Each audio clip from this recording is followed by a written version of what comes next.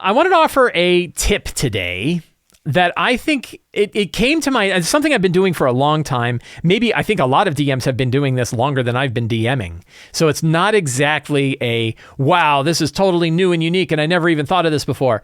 But the thing that really brought it to my attention is how often it happens in the game Baldur's Gate 3. So I'm playing Baldur's Gate 3. I love it. It's a fantastic game.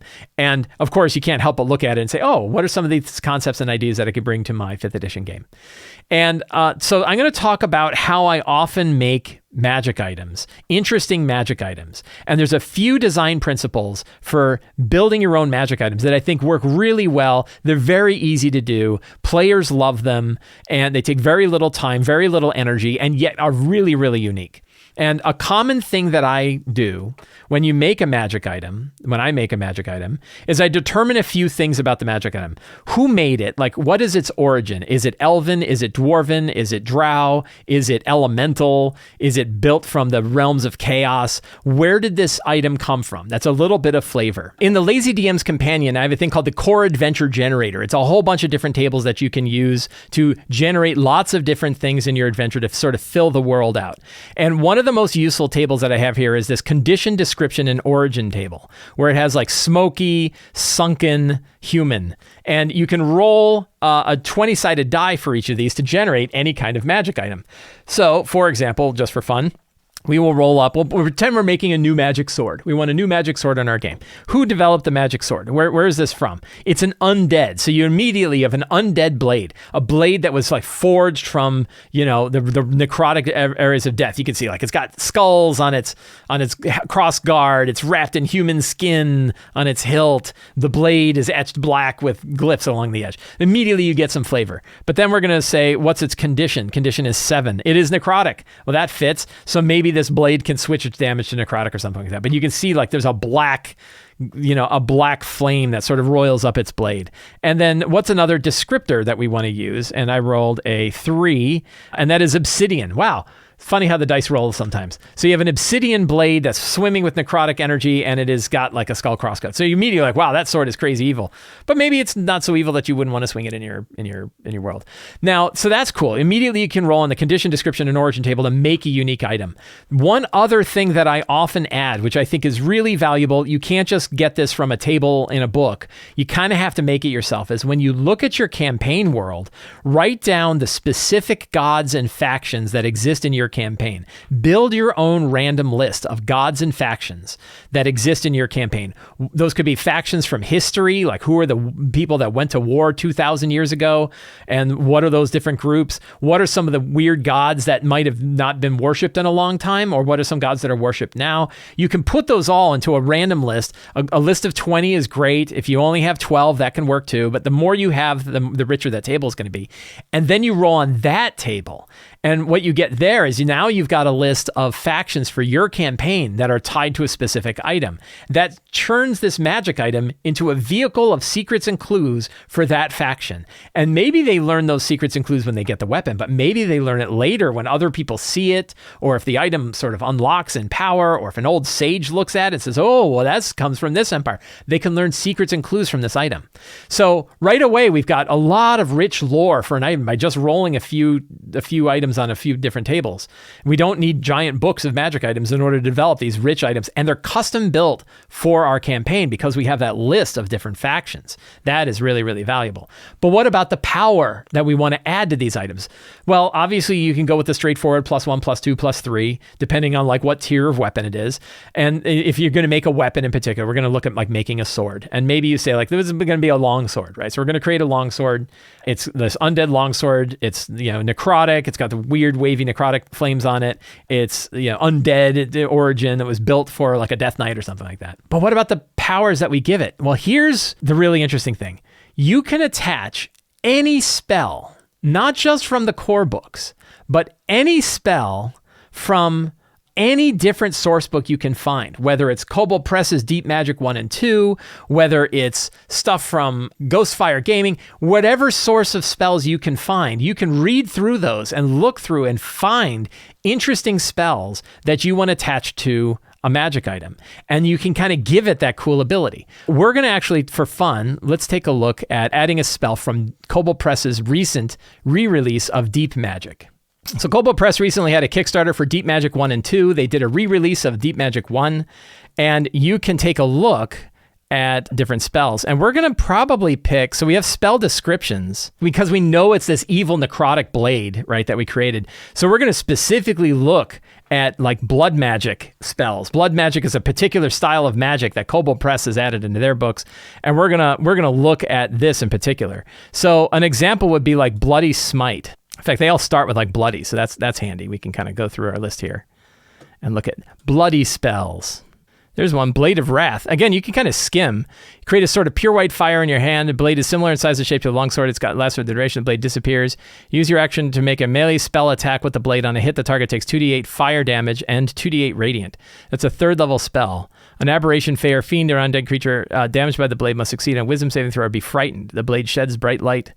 So this Blade of Wrath ability, which isn't from the blood ability, but you could take this mechanic and say, and let's say if this was going to be a sword that was like a rare sword, a +2 sword. So for your characters that are like 5th to 10th level, you could say that once per day, and this is something you often do with this, is that when you attach a spell to a permanent magic item, that it's able to do it one time per day, and then it resets at the next dawn. So they get to do it once.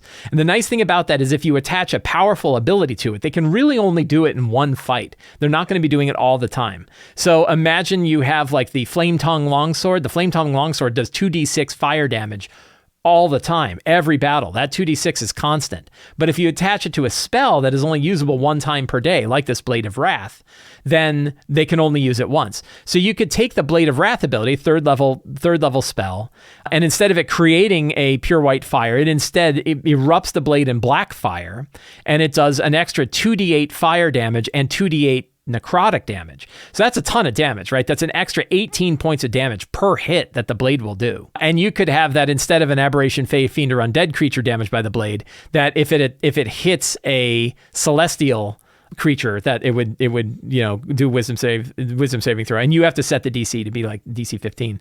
But that extra damage is going to be crazy. Now that weapon in the hands of a powerful character, like a fighter with a lot of action surges, that's going to do a lot of damage, extra 18 damage per hit.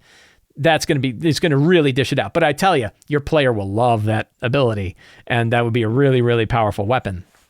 So that would be an example. But you can go and look through, you can really think of spells as tiny little capsules of rules that you can use as single-use magic items. You can use them as a per-day permanent magic item. You can use them in any way possible.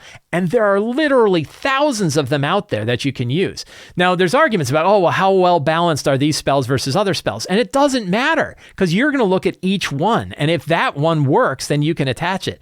You can also look at it and say, that's a little overpowered. I'm going to change that. So maybe instead of saying 2d8 fire and 2d8 necrotic, you just say it's 2d8 necrotic. So the nice thing is you can sort of change the design of these things to fit that one magic item. And it's only on that item. It doesn't break your whole game. It's not a new thing that's everywhere. It's just on that one item that one character has one time. One important consideration when you're making a permanent magic item like this, where you attach a spell to it and make it, is that you almost always want to make sure that it requires attunement. And the reason why is you don't want that player to be able to use, that character to be able to use that item plus a bunch of other stuff.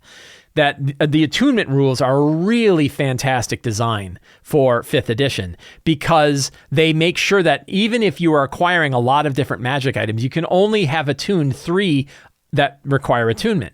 So that means your character power is sort of bound by the total number of items that you can attune rather than the total amount of items that you can carry. If they didn't require attunement, then you have pretty much all of the power of all of the different items. It means you could say, for this one, I'm going to switch to my other sword and attack. That one. Or I can even attack with one, then drop it, pick up another one and attack with that one. You can do really bananas things if you don't require attunement. So whenever you're attaching a spell or you're making this kind of unique magic item, you almost always want to include attunement as one of the requirements, that it takes them an hour to attune to that, and they can only have 3 attunement slots. Blood armor. This is kind of a cool one. When you strike a foe with a melee weapon attack, you can immediately cast blood armor as a bonus action. The foe you must struck must contain blood. If the target doesn't bleed, the spell ends without effect.